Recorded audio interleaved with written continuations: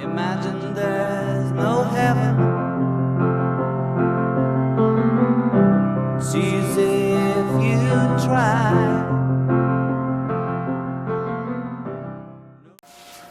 Greetings. My name is James Arce, and I'm here to bring awareness to a current matter happening in our country. This matter is currently affecting the transgender community. What does it mean to be transgender? To be transgender means a multitude of things. For one, it is an umbrella term describing a diverse community of people whose gender identity differs from which they were designated at birth. Secondly, they are expressions and identities that challenge the binary male and female gender system in our given culture. And finally, anyone who transcends the conventional definition of man and woman and whose self-identification or expression challenges traditional notions of male and female. Recently, the issue of what restroom transgender people should use has come to play. Bill HB 2, also known as the Public Facilities Privacy and Security Bill, passed earlier this year in North Carolina by Governor Pat McCrory. The bill would require a multitude of things. For one, it would require single-sex, multiple occupancy bathrooms. Along with that, it would require facilities such as schools and public agencies to change. And also, it would create statewide consistency in regulation of employment and public accommodation. In other words, if you identified as a trans woman, you would have to use the restroom in a male restroom. And if you identified as a trans man, you would have to use the restroom in a woman's restroom. Soon after the bill was passed, many were upset, and a lot of companies cut funds to the state of North Carolina. The company Target also sent out a message to people letting them know that they could choose whichever restroom they identified with. But they weren't the only ones that were upset with this bill passing. The Justice Department asked the governor to drop the bill soon after it had passed. The governor replied by filing a lawsuit against the Justice Department.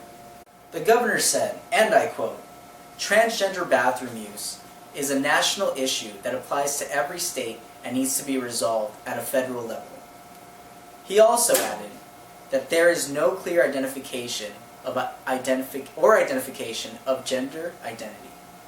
It's the federal government being a bully.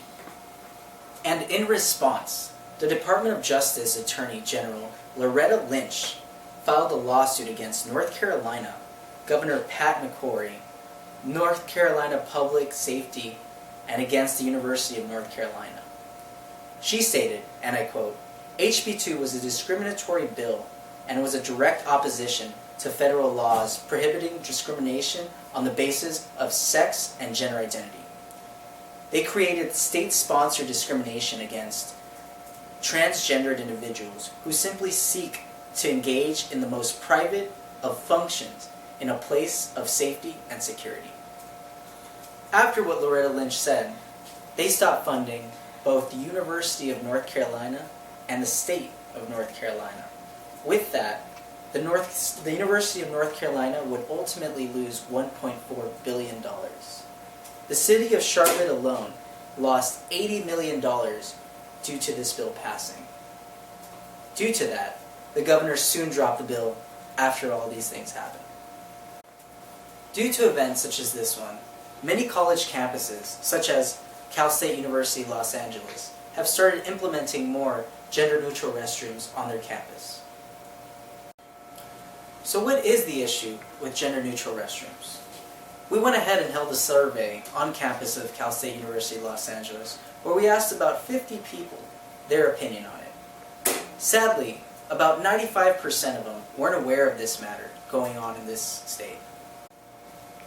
Recently, President Trump stated it would take $10 billion to change our current restrooms to gender-neutral restrooms.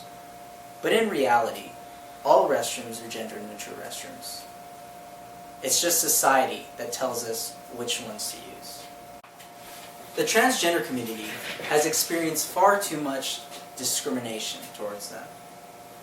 Through gender-neutral restrooms, we offer a step in the right direction towards a better future for our country. Thank you.